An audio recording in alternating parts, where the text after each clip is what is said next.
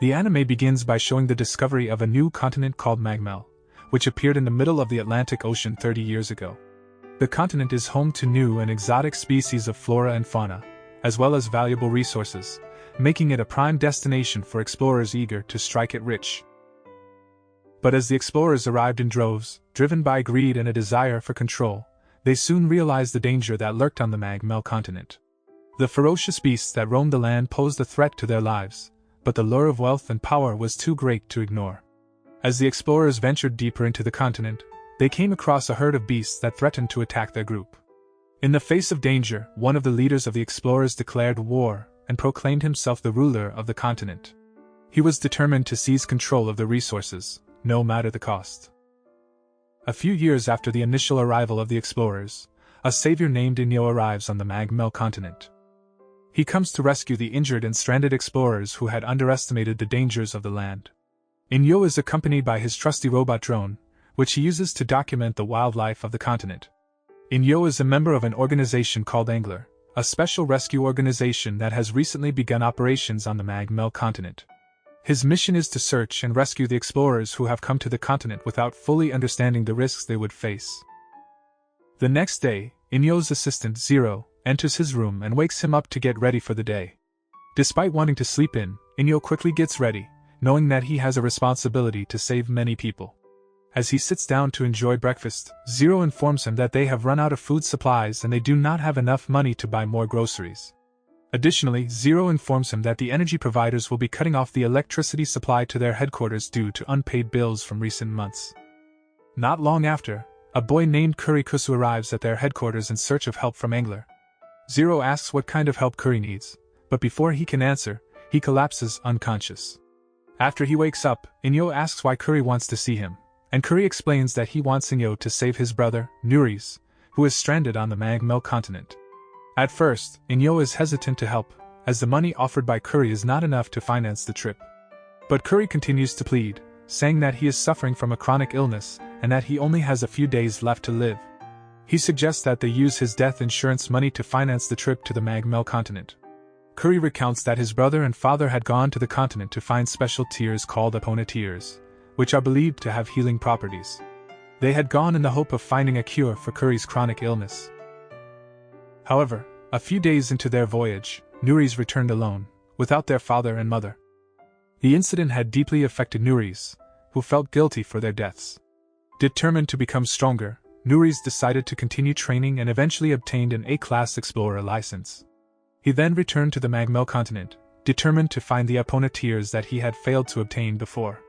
Hearing the story of the special tear, Inyo saw an opportunity to not only help Curry but also make a profit by selling the tear at a higher price.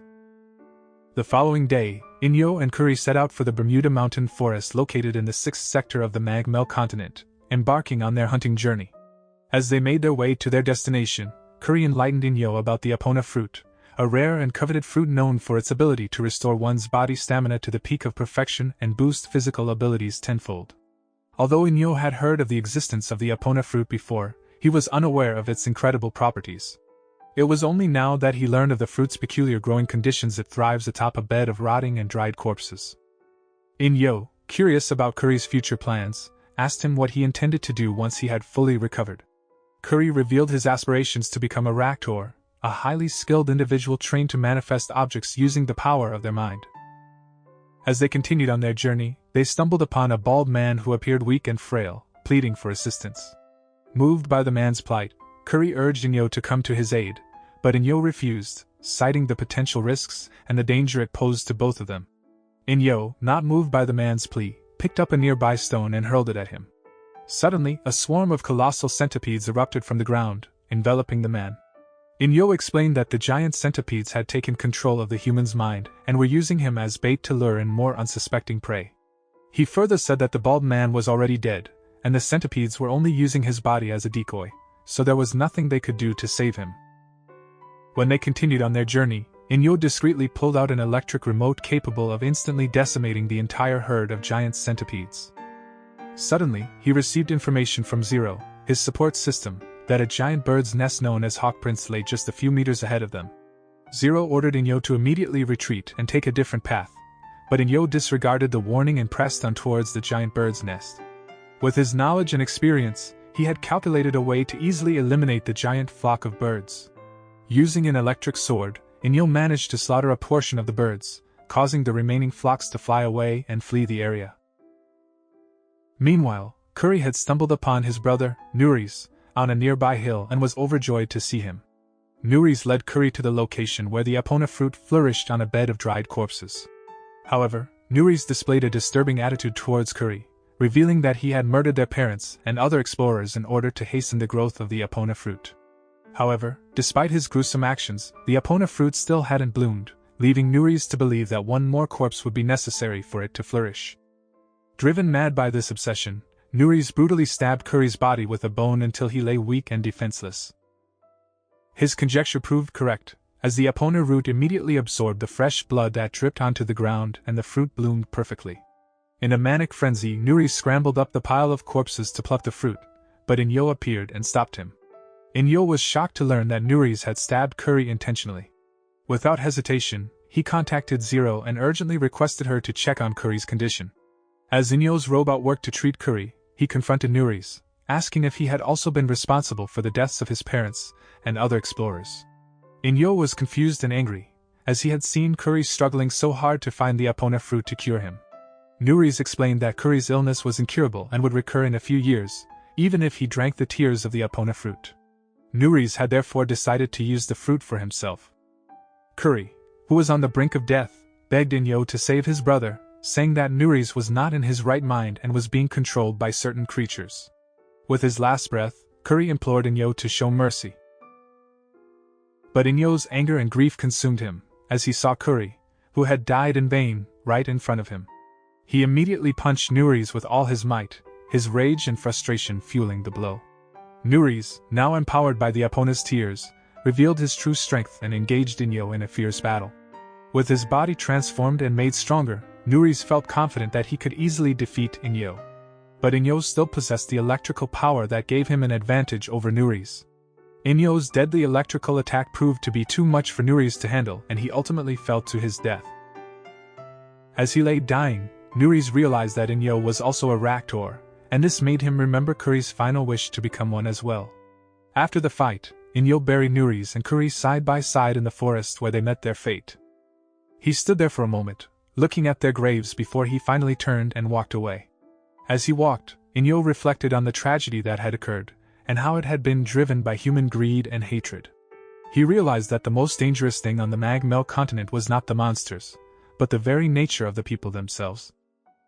Meanwhile, the scientists at the research facility in Sector 7 of the Magmell continent worked diligently on their groundbreaking healing technique. One day an emergency alarm suddenly blared through the building. Rushing to the source of the disturbance, they were met with a terrifying sight. A herd of jumbo bears had surrounded their facility. One of the scientists quickly contacted his daughter, Amelia, and instructed her to meet a young man named Inyo at the rescue headquarters. Amelia raced to the Angler's headquarters, her heart pounding with fear and worry for her father. Upon her arrival, Amelia explained the dire situation at the research facility to Inyo. She begged him to help save her father and the other scientists, but to her dismay, Inyo refused. He claimed to have no memory of ever having met a scientist like Amelia's father. Furthermore, he believed that the research facility should have its own Angler unit to ensure their safety, and that Amelia shouldn't have to worry. Amelia, desperate to save her father and the other scientists, confirmed to Inyo that the research facility in Sector 7 already had its own Angler division. But her father had stressed that only Shuwen could perform the rescue task successfully. But upon hearing Amelia call Inyo by the name of Shuwen, he immediately corrected her, insisting that he was not Shuwen. Despite his initial refusal, something in Inyo changed upon hearing the name Shuwen. For some reason, he suddenly decided to accept the job, convinced that he could do all the things that Shuwen could, and even do them better. As the afternoon sun beat down, Inyo and Amelia set out together towards Sector 7 of the Magmell continent. Amelia, however, was forced to introduce Inyo as her brother to the rescuers at the facility, as she was forbidden from bringing strangers. As they traveled, the rescue team explained that the research facility was currently surrounded by a herd of jumbo bears called Kare bears. Inyo listened with a growing sense of unease. He knew that Kare bears were not known to attack humans and couldn't understand why they would surround the research facility. As they debriefed with the scientists, it was learned more about the unique characteristics of the Carré bears, which were a special breed of bears that often consumed minerals as their main food, making their bodies stronger and their skin as hard as steel when they were on a rampage. Inyo, who was well versed in the wildlife of the Magmell continent, couldn't shake off the feeling that something was amiss, and it was mentioned that 950 people were missing in the Magmell continent every year, with a third of them never being found by any search member. A rescuer tried to lighten the mood by joking that Inyo and Amelia would be among the two-thirds who survived. Upon arriving at the research facility, the rescuers immediately took action to try and drive away the herd of Carré bears by firing at them from the air. Inyo watched the battle unfold, still trying to understand why the Carré bears were attacking the facility. He couldn't shake off the feeling that something was amiss. As the rescuers successfully managed to drive away the Carré bears, they received word that another monster, called the Scalegargan, had appeared at the foot of the mountain. Inyo knew that the Scalegargan monster had a keen sense of smell and could detect the blood of Carré bears from a distance of tens of meters. He suspected that the Scalegargan was drawn to the research facility because of the blood of the Carré bears. Scalegargan began throwing large rocks at the research facility, causing several deaths among the staff. Unfortunately, the monster also targeted the rescue helicopters, causing significant damage and putting them out of control. As the pilot attempted to fire a missile at Scalegargan, the helicopter went down before they could activate it. Inyo, realizing the dire situation, made the quick decision to jump from the helicopter with Amelia and land in the middle of the forest. Once on the ground, Inyo used his powers as a raptor to quickly create an automatic missile launcher. Surprisingly, Inyo was faced with a difficult decision. He asked Amelia in which direction he should fire the missile, unsure if he should aim at Scalegargan or the research facility. Using the megaphone he had created, Inyo made contact with the researchers and demanded they release the hostages or face the consequences. It was then revealed that the researchers had been secretly kidnapping the children of the Carré bears and using them as subjects for their research. Inyo had suspected this all along, knowing that the Carré bears would never attack humans without reason. With this knowledge, Inyo felt compelled to put a stop to the researchers' cruel actions and save the innocent Carré bear children. Upon hearing Inyo's explanation, Amelia's father, Rokuro, was forced to listen to him. Rokuro knew that they had to take action and decided that they would try to release the captured Carré bear cubs from their research facility. Inyo, who had been waiting for this moment, immediately launched a missile at the approaching Scalegargan monster. Despite a slight miss on the initial shot, Inyo quickly adjusted and pushed the monster's body back, giving the missile enough time to hit its mark. The Scalegargan was killed in the blast, its body shattering into pieces. As Rokuro and the rescue team worked to release the Carré bear cubs from the confinement of the research facility, the truth behind the attack was finally revealed. The adult Carré bears had come to rescue their children who had been forcibly taken from them and kept in the facility. Inyo was horrified to learn that the bullets used by the rescue team were made from the blood of the Carré bear cubs, distilled into the hardest metal ever. This was the reason they were able to kill the adult Carré bears even though their skin had hardened like steel. After the crisis was resolved, Inyo was relieved to hear that no members of the rescue team had died, despite the helicopter crash and the heavy damage it sustained. However, he couldn't shake off the feeling of unease as he learned that no news of the illegal experiment carried out by the researchers in Sector 7 had been made public. It was clear that the researchers had deliberately covered up the case from the media. A few days later, Amelia informed Inyo that her father, Rokuro, had decided to retire early and stop conducting research in Sector 7 of the Magmell continent. Inyo and Zero were watching a show on television when Inyo secretly tried to steal Zero's pudding, but Zero immediately caught him in the act and gave him a cynical look. They were watching a special auction for a 7-colored pigeon, a bird that has the ability to neutralize all types of poisons with just a drop of its blood. A wealthy businessman had won the bird at an exorbitant price, but shortly after the auction ended, he came to Inyo's headquarters with the bird in tow. An old man named Sojiro had come to Inyo seeking help to find his friends who had gone missing in District 45 of the Magmell continent. The businessman had heard of Inyo's reputation as a skilled tracker and offered to hire him to find Sojiro's friends. Sojiro had a suspicion that his friends were injured and poisoned, as the monsters that lived in the district were notorious for their toxic nature. He recounted to Inyo that he and his friends were a group of new immigrants to the Magmell continent, but 30 years ago, they had an accident while hunting insects in the forest. Driven by curiosity, they ventured into District 45 to search for the most poisonous insects. But their quest took a tragic turn when some of his friends were suddenly stung by the venom and fell unconscious. Overwhelmed by the dire situation, Sojiro made the difficult decision to flee and leave his friends behind. The same day, he and his family were forced to leave the Magmell continent due to the failure of the immigration program. Despite the passage of 30 years, the incident continued to haunt Sojiro, as the guilt of leaving his friends behind weighed heavily on his conscience. Determined to make amends, he set out to find them again, with the hope that he could cure the poison in their bodies if they were still alive. He believed that with the help of the seven-colored pigeon, he could finally bring closure to the past and bring his friends back to safety. After listening to Sojiro's story, Inyo felt compelled to help him, despite the slim chances of success. The next day, as Inyo and Sojiro arrived on the Magmell continent, Zero's drone robots detected the presence of monsters on the path they were about to take. But Inyo, undeterred, chose to continue the journey with Sojiro. Along the way, they came across some strange and unfamiliar plants. As Inyo approached one of them, a monster made of vines suddenly emerged from the ground. Inyo engaged the vine monster in battle, using an electric gun that he had built with his Raktor power. After a fierce struggle, Inyo emerged victorious, having killed the vine monster. As he examined the monster's remains, he noticed some flowers growing from its carcass. He picked them and gave them to the seven-colored pigeon that Sojiro had brought with him, curious about their potential uses. As they entered a cave hallway, Sojiro was reminded of memories from the past, when he and his friends used to play in that very spot. They would put poisonous insects in a cauldron and observe which ones would survive. But as they found the cauldron, his friends were poisoned and fell unconscious.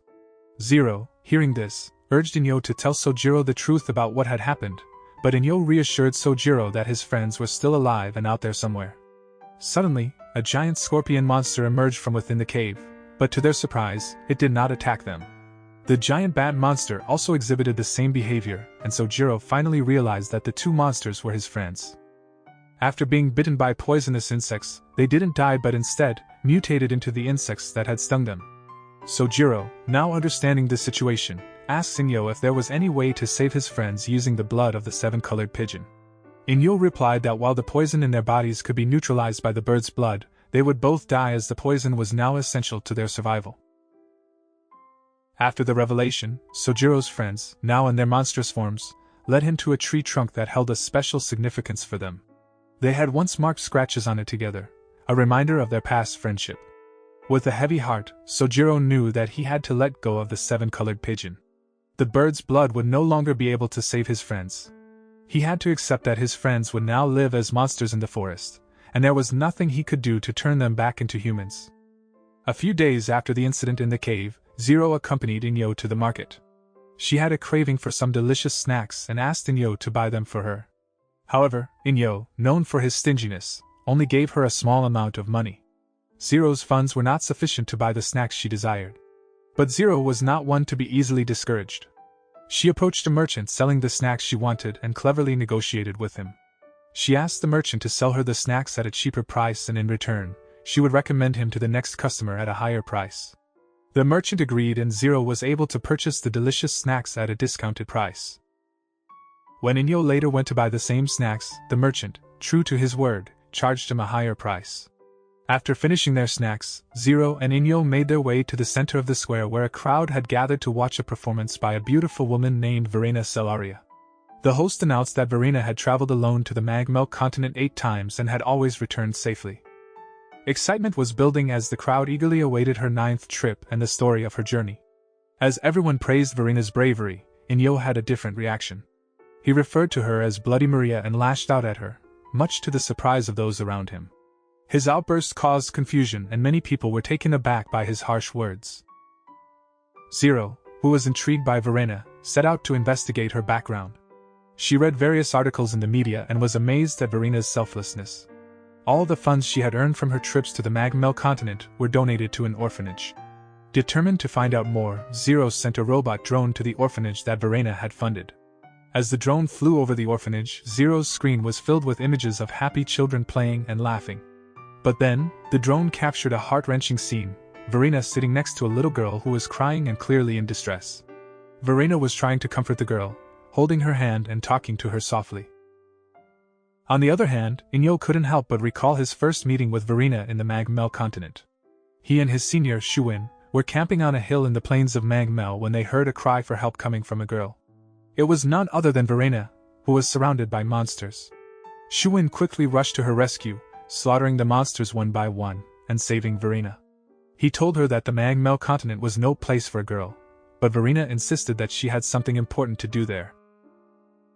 That night, Inyo couldn't shake his curiosity about Verena and decided to sneak out of the camp to look for her. However, when he finally found her, he was shocked by what she had done to Shuwen. Back in the present, Inyo is approached by several businessmen who ask him for help in rescuing Verena on the Magmell continent. Inyo is surprised and refused to help, wondering why they would let her go alone if they were so concerned about her safety. The businessmen are forced to admit that Verena had never explored alone, as they had been claiming in the media. Hearing this, Inyo could only smile thinly, as he had always suspected that Verena couldn't make such a dangerous journey alone. Her previous trips had always gone smoothly, but on this trip, she and her team had suddenly disappeared. Inyo asked why Verena had lied to the media by saying she was traveling alone when she had always gone with someone else. The businessmen said that the people who were with Verena had been willing to make all those trips voluntarily, to protect Verena, whom they had considered to be a saint. Zero approaches Inyo and advises him to help in the rescue mission, stating that Verena is a good person. Inyo, although still skeptical, begins to realize that there may be more to Verena than he initially thought, and ultimately decides to join the rescue team to help save her. A few days ago, Zero had been investigating Verena's background and knew that the children in the orphanage needed her desperately. However, since Inyo insisted on rejecting the request, Zero was forced to tell the men that she would search for Verena alone. Later that night, Zero sent her robotic drone to the Magmell continent to find out the whereabouts of Verena and her team. After circling the forest for several hours, Zero finally managed to find the location of Verena's whereabouts, and saved her from a swarm of swine monsters. Verena was surprised to see Zero and grateful for her help. Zero learned that the monsters that attacked Verena were the same ones that Shuwen had defeated years ago. Inyo, who had joined the fight against the monsters, was also surprised to hear this and decided to help them in the fight. Together with Zero's robot, they fought against the monsters and were able to defeat them. After the monsters were defeated, Inyo saw Verena, who was tearing the stomachs of the monsters and taking the heart organs from the monsters' corpses. Laughing evilly before Inyo, Verena displayed the heart to Inyo and said that she could earn a lot of money by selling the monsters' organs. Verena confessed that during this time she always sold monster organs at a very expensive price so that she could get a lot of money to help children in orphanages. She knew that the only way to raise the funds they needed was to sell the monster organs at a high price. The influx of monsters in the village was an opportunity for her to obtain more organs and raise more money for the children. Instead of being afraid, Verena was excited at the prospect of getting more organs. She would wait for the villagers to fight and kill the monsters and then collect the organs once the monsters were dead. In her mind, the sacrifices of the villagers were necessary for the greater good of helping the children in the orphanage. Upon learning about Verena's true intentions, Zero felt betrayed and disappointed. She realized that Verena had been using the villagers, including herself, to achieve her own goals without regard for their safety or well-being. She immediately turned to Inyo and asked him to stop helping Verena, feeling that continuing to assist her would only put more people in danger. Feeling overwhelmed by the number of monsters surrounding them and the betrayal from Verena, Zero made the difficult decision to leave the village. A few days after Verena's death, rumors began to circulate that she had not actually died, but had instead transformed into a goddess. This news was particularly difficult for Zero and Inyo to accept, as they had both seen the dark side of Verena's actions and knew the truth about her intentions. Despite this, some of the villagers who idolized Verena refused to believe that she could be capable of such actions and chose to believe in the rumors of her divinity.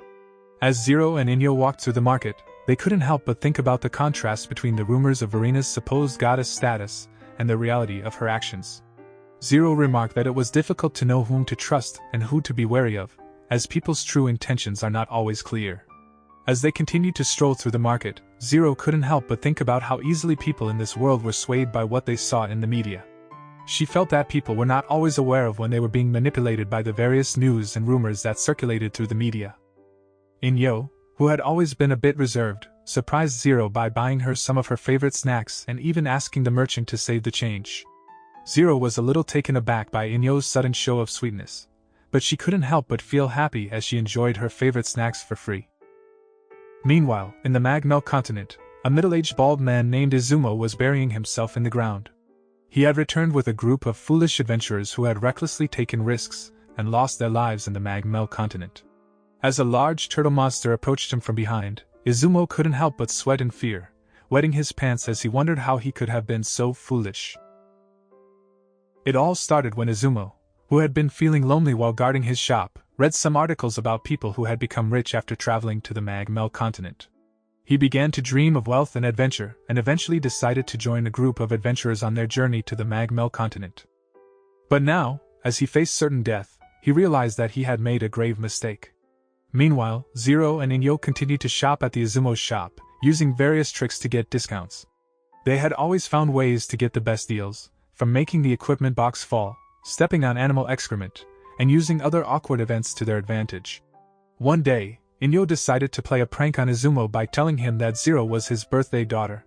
However, Izumo was not easily fooled. He had taken measures to prevent any mishaps in his store, arranging the equipment box neatly, cleaning every inch of the store shelves, and installing several surveillance cameras. Inyo then brought a basket of grenades and paid for them with a credit card, refusing any discounts.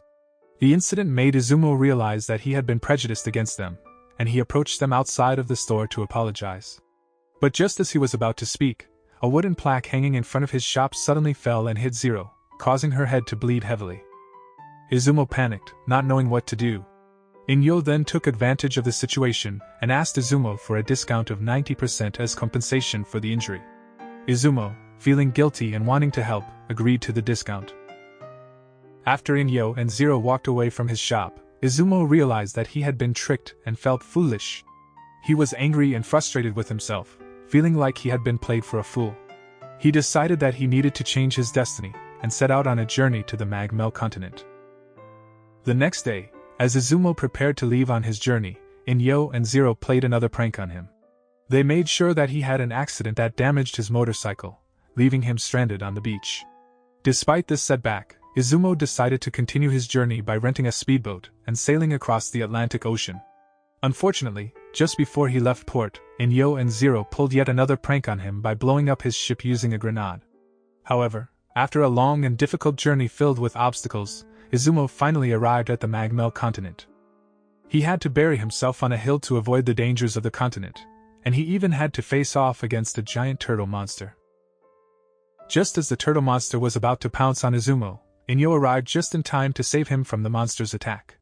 It turns out that behind Inyo's obnoxious attitude all along, he actually cares a lot about Izumo. He considered him like his own uncle and would not let anything bad happen to him.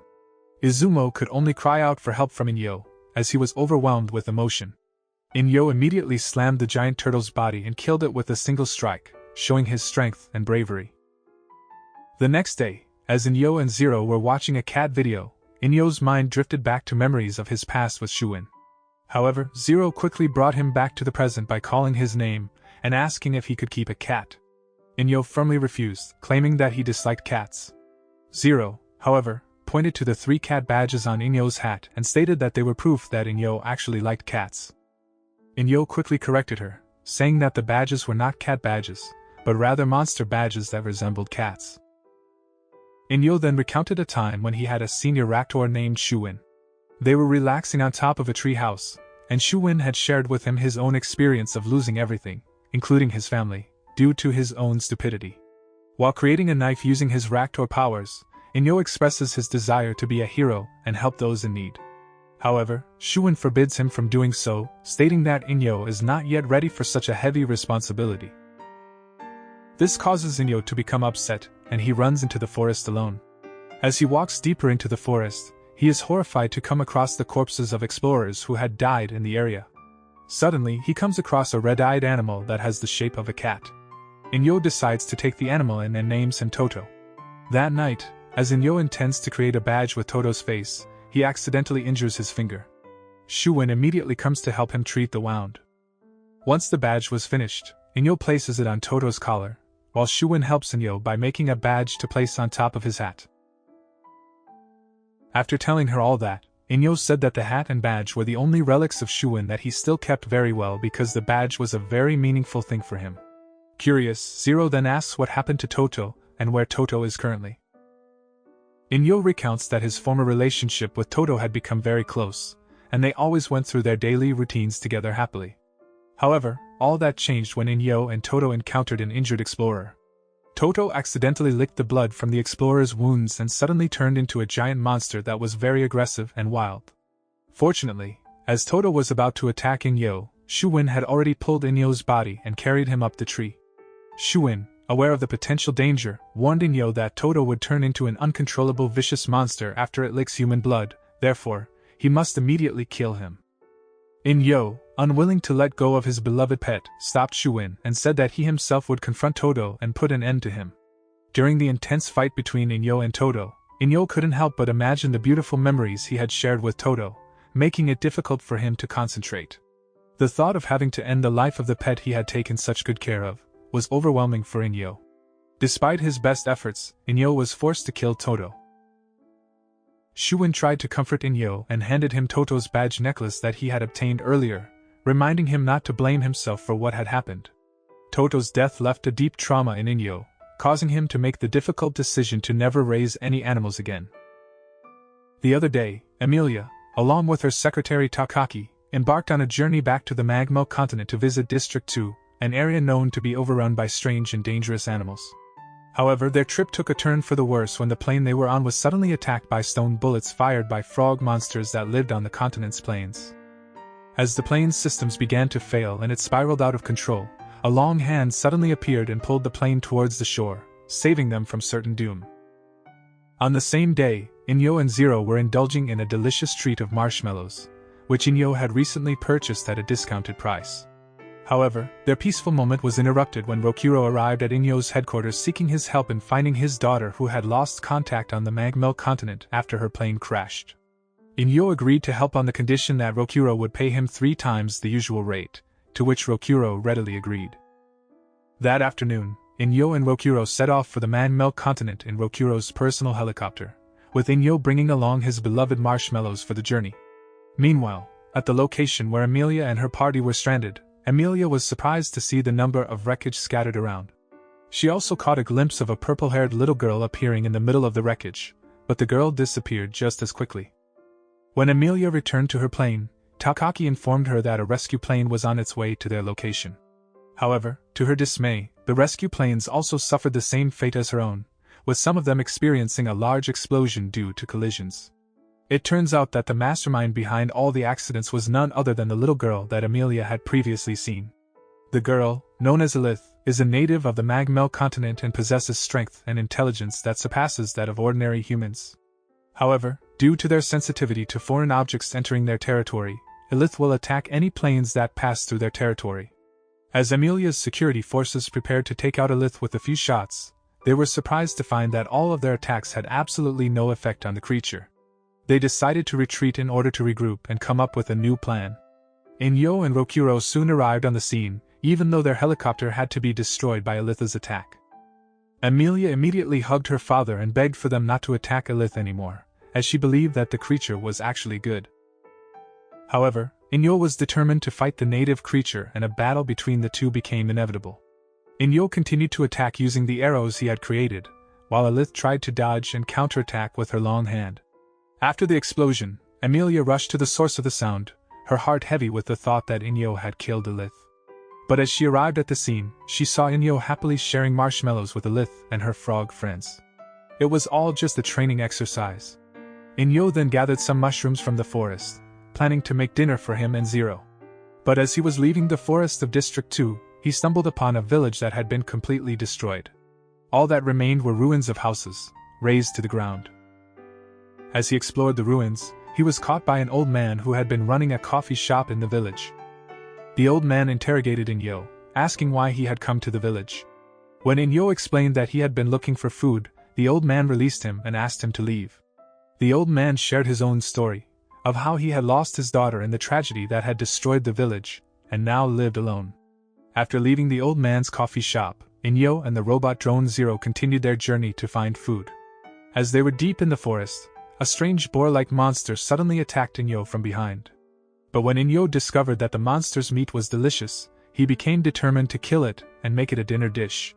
Unfortunately, just as Inyo was about to strike the final blow, a much larger land mouse monster appeared and devoured the boar monster. Inyo was left with no choice but to continue his search for other game animals. As he searched, he stumbled upon a cemetery with a fresh flower lying on one of the tombs. As he approached the tomb, the old man he had met at the coffee shop appeared and fired a bullet toward Inyo's temple, warning him to leave the Magmell continent immediately. Inyo, impressed by the old man's accuracy, decided to leave the cemetery while praising the old man's shot.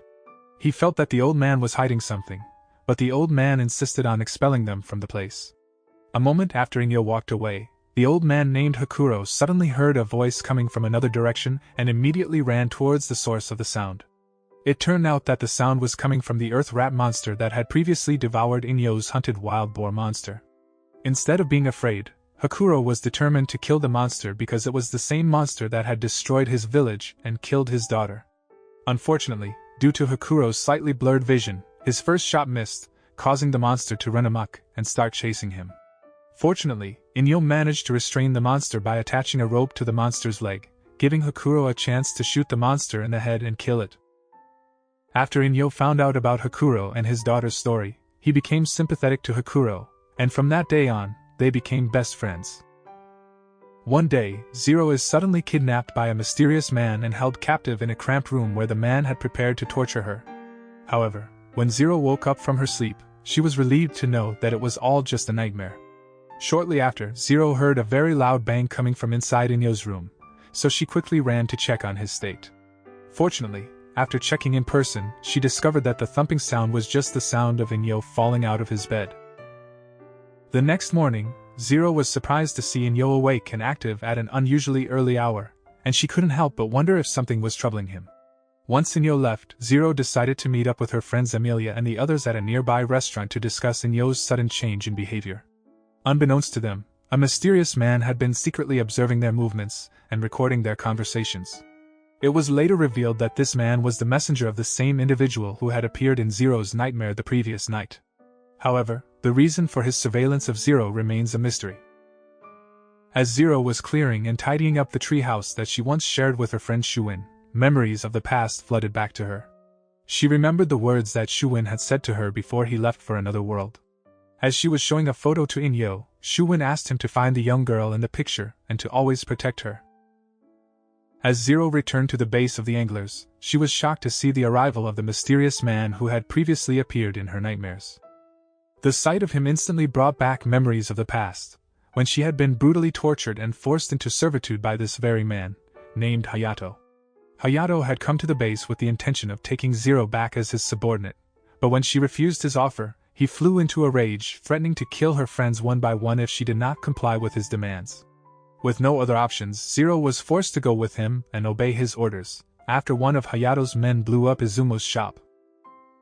When Inyo returned to the angler base, he received a video message from Hayato, revealing that he had kidnapped Zero. Hayato then ordered his men to destroy all of Inyo's friends as a form of retaliation for Inyo's role in capturing Zero from him. To make matters worse, Hayato also sent one of his henchmen to Inyo's headquarters with the intent of killing him in the same manner as he had killed Inyo's friends. Upon arriving at Hayato's base, Zero is overwhelmed by memories of the traumatic events she had experienced in the past. She was forced to kill monsters using her powers in order for Hayato to increase her own power. As she sat alone in the room where she was being held captive, tears streaming down her face, Zero could only hope that Inyo would find her soon and rescue her from Hayato's grasp. As she sat there, a shipment of food was delivered to her through a small hole under the door. Peeking through the gap, Zero noticed other children who were also being held captive and used as experimental slaves. Like her, they were being trained to increase their strength so that Hayato and his conspirators could steal their powers once they reached their maximum level. The thought of these innocent children being subjected to the same fate as her filled Zero with a sense of dread and hopelessness. Zero, deeply concerned about the situation, tried to rally the other children, urging them to never give up hope. She was convinced that her employer, Inyo, would come to their rescue. Soon after, a group of people in black hoods approached the children and led them away to an unknown location. Meanwhile, Inyo had miraculously survived the previous explosion and was now rushing to Hayato's headquarters to save Zero. As the children were chained to chairs, Hayato began his sinister plan. Using a special insect, he injected something into their heads, allowing him to control them all. Upon Inyo's arrival at Hayato's headquarters, he immediately made his way to Hayato's research center building, using a small canoe to navigate the waterways. However, his intrusion was recorded by surveillance cameras, and Hayato was quickly made aware of his presence. Hayato, determined to break Zero's spirit, decided to play an engineered video that featured Inyo's death. The news of Inyo's passing hit Zero hard, and she was left devastated. She could only cry, remembering all the memories she had shared with him. The thought of him being gone forever was too much to bear. Zero couldn't help but feel that all her hopes of being rescued were now gone, and she was left with nothing but despair. Upon arriving at Hayato's research headquarters, Inyo secretly sneaked in through the drain pipeline to avoid detection by Hayato's men. However, when Inyo managed to enter the building, he was confronted by the black-robed people and Hayato himself, who emerged from behind a monitor screen. Hayato ranted about his own strength and his intention to kill Inyo as revenge for past actions, but Inyo paid no attention to his threats. Instead, he immediately asked about Zero's whereabouts. Instead of answering, Hayato ordered his men to attack Inyo, forcing him to fight against the group of black-headed henchmen. After dodging their attacks several times, Inyo was eventually hit by the huge explosions emanating from the black-hooded people. Realizing that Inyo was severely injured, Hayato seized the opportunity to kill him by triggering one of his experimental slaves, who was implanted with explosive bugs. Inyo desperately tried to save the boy by destroying the explosive bug, but it was too late. The bug had already injected an explosive liquid inside the boy's head, causing him to detonate and killing him in the process. Seeing that Inyo was still alive, Hayato was annoyed and intended to kill him with his own hands. As Hayato approached, Inyo summoned a sword with his Raptor powers and prepared to attack him. However, Hayato revealed that he had stolen the powers of all his experimental slaves, allowing him to have the same powers as Inyo. With Inyo lying on the floor, Hayato raised his sword and prepared to strike the final blow. He taunted Inyo, saying that he had gained the strength of 58 special children to compensate for Inyo's own strength. But Hayato didn't want the pleasure of killing Inyo to end too soon, so he decided to torture him first by blowing up parts of Inyo's body and hitting him with a barbed stick. As Hayato began to torment him, Inyo secretly threw a grenade into the room where Zero was being held captive. He asked Zero to remember their first meeting together, and Zero cried when she realized that Inyo was still alive. Inyo instructed Zero to use her powers to free herself from her captors. When Hayato prepared to deal the final blow to Inyo, Zero managed to free himself using her powers and immediately saved Inyo with her robot. Inyo then flung Hayato's body across the room with the gigantic hand he had created. But as Inyo rushed to check on Zero, Hayato unexpectedly rose again, revealing that he had eaten a special fruit that enhanced his powers. Hayato had transformed into a much stronger being, and Inyo knew that they were not out of danger yet. When Hayato emitted a bright light from within his body, his form twisted and contorted, transforming into a monstrous creature. Inyo fought bravely, launching a relentless assault on the monster with his sword. But to his dismay, the monster possessed a rapid regeneration ability, able to quickly heal any injuries inflicted upon it. With each failed attack, Inyo grew increasingly desperate, until finally, he and Zero devised a plan to contain the monster within Hayato's research facility. They worked together to trap the beast, but even with their combined efforts, the monster was still able to break free, crashing through the walls and escaping the building. Inyo then employs a new strategy, creating a giant iron hand to relentlessly pummel Hayato's monstrous body until it finally succumbs to its injuries. With the monster defeated, Inyo and Zero are able to breathe a sigh of relief. They visit their friends who have recovered from the previous explosion and express their gratitude for making it through the ordeal safely. They also pray for the swift recovery of their friend Izumo, who is still hospitalized. Afterward, Zero turns to Inyo and asks where he had gone the previous morning. Inyo sheepishly admits that he had simply gone to the treehouse to clean the house. The story concludes with a heartwarming scene where Inyo asks Zero to stay by his side as they work to uncover the truth about the Magmell continent and share it with the world. The moral that can be learned from this anime is that it is not war or violence that ultimately destroys humanity, but rather the destructive forces of hatred and greed that reside within our own hearts. It shows that true power lies in unity and cooperation, not in selfishness and the desire for power.